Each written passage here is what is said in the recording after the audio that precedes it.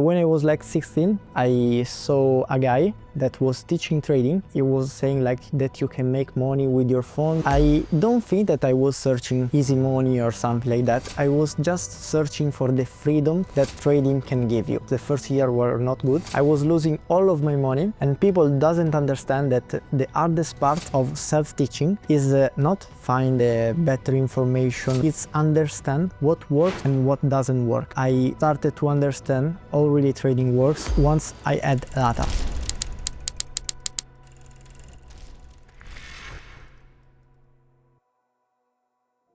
Sicily for me is amazing. I have so many friends there, my family is there, and I think it's one of the best places in the world for live, but not for doing entrepreneurship, for like trade or something like that.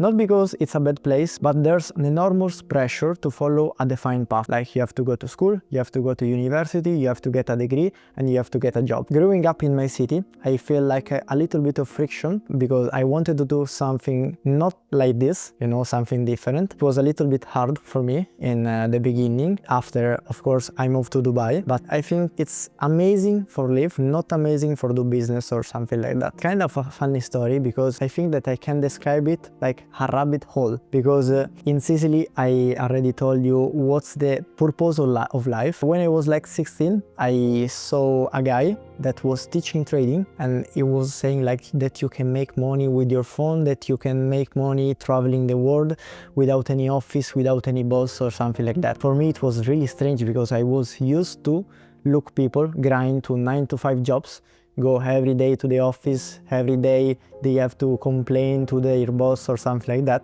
and I was really stunned. I don't think that I was searching like easy money or something like that. I was just searching for the freedom that trading can give you. And of course it's real, but of course I didn't know how hard it be to get this result. I studied for 4 months in economics of Bologna, and I think that maybe one part of me at that time believed that it would help with trading, like understanding macroeconomics or historical paper would help me to give some kind of edge, but it didn't. Not economics in university is extremely theoretical. They are all interesting in paper, but they are totally disconnected on what happened on a chart on like 9 AM on London session open. And the edge that I built in my trading has nothing to do with university. It came from the only way that you can make an edge on trading, from hour and hour of backtesting and research, data analysis. I think that's it. And after I quit university, not because I was lazy, because I was already making money with trading, and I think that my degree wouldn't accelerate my process in trading, but maybe they will slow it. So I think that university really depends on what do you want to do in your life. Like if you want to become a doctor, if you want to become a lawyer, you need a degree, and that's it. But if you go to university because you want to make money, you want to do business, I think that it can be helpful, maybe, not for me, but it's not mandatory. Like if you want to trade, your mentor is free. You don't need to pay thousands of dollars on tuition just because you want to make money or you want to trade. You just can open TradingView and the market can be your mentor for free.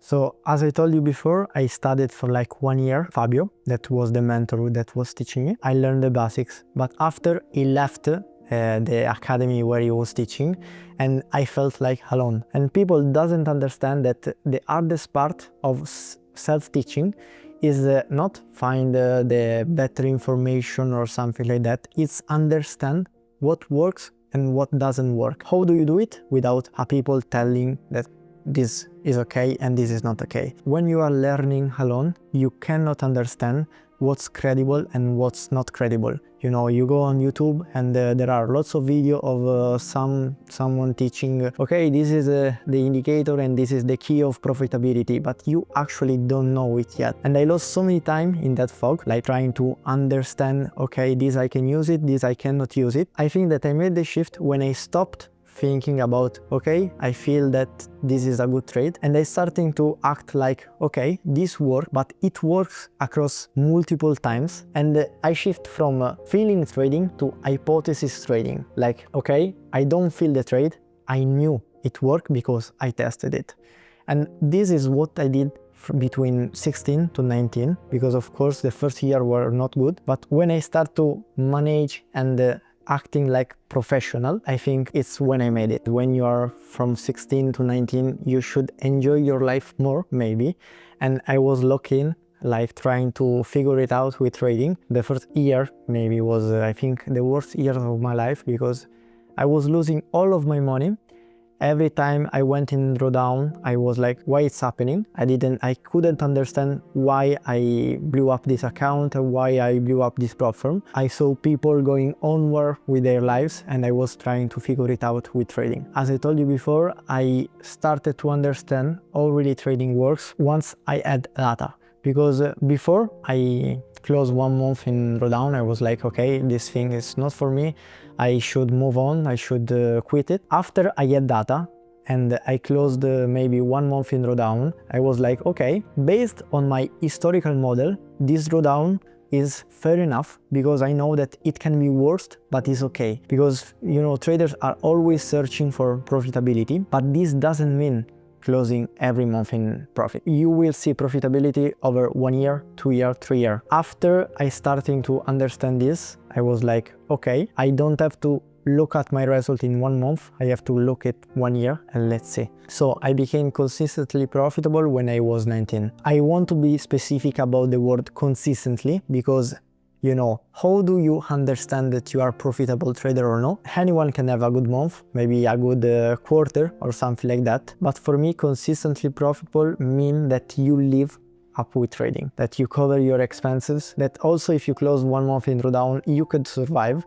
Maybe you have a different strategy or different asset that you trade. So I think that I reached this kind of level at 19. So Italy has a capital gain taxes that really affect entrepreneur in general, not only trader. It was something that I didn't mention on my data because I was like, okay, I have 1 to 3 risk ratio, 36% win rate, and that's okay. But I didn't count that I had to pay taxes on that. So maybe forget the same result, I should extend my target to 1 to 4 or 1 to 4.5. And I started thinking, okay, but what taxes really gives to my trading? Basically nothing, because they don't help me trade and they don't help me finding the right zone or something like that. So I think that if you want to do trading, if you want to do entrepreneurship in general, you have to move it out of Italy, because you see maybe you get a 10k payout, but you know that in reality you have the percentage of the platform, the 20% usually that platform takes, and you have the percentage of your country. Every payout is like cut off. It's not really good, but I stayed for like in Italy for like 1 year after I moved here to Dubai. For me the solution was Dubai, because you don't have a capital gain taxes, and that's the reason why most trader or most entrepreneur go in this place. I want to be clear, I didn't came here in Dubai for the skyline or for the city itself. Of course it's amazing, but if you can take 100% on what you earn, on the first year is a lot of money, but look at the compound effect that you can do with this money. Like in 5 or 10 years, it's amazing. So for sure, I think Dubai. There are also a lot of places with the low income tax, but Dubai for me is the best.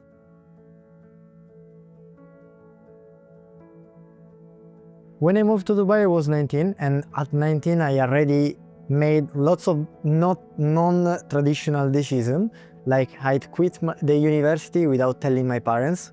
I'd locked in a room building a strategy for a month instead of living a normal life. You know, the only thing that was stopping me to go to Dubai was fear. But I built my strategy, I built my mindset not to base a decision on fear. Dubai was the best for my career, for my trading. It was a little bit scary in the beginning, but after I say, okay, I have to do it for me, the future me. I lived in Bali for like 5 months before moving to Dubai. I think that both are amazing but are totally different. In Bali you see one kind of energy that you never seen somewhere in the world, because you live in the beach, you live in an island. It's total different way to live than Dubai.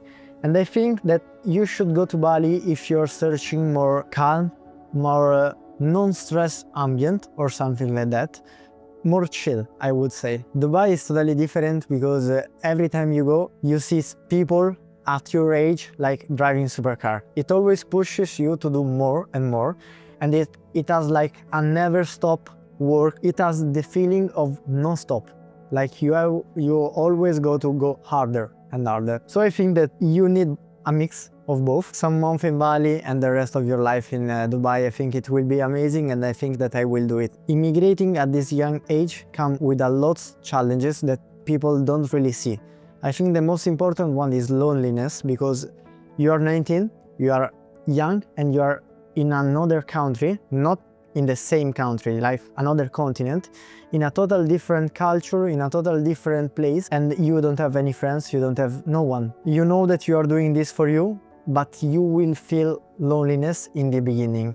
Of course, with time you will make friends, you will know people, so it will be better. But the scariest thing is go there and say, okay, what I can do now that I finish my work?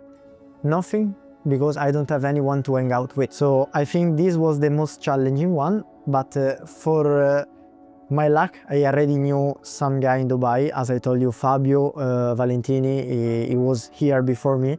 So I hang out sometimes with him, and I wasn't really alone. But I think that it's a price that everyone should pay for his success. So what's next for me? For sure I want to compete again, because I want to win multiple trophy of Robinson Cup, because maybe if you win one time, it can be luck, market condition, luck, timing, something like that, it can be. But if you came in the podium for 3, 4, 5 times, the luck is no longer possible. So for sure I want to do this, and in the future I want also to do education again. I would like to teach again, but with a different model, something more specific, but I couldn't say anymore. If you enjoyed this documentary, subscribe to Wayond for more.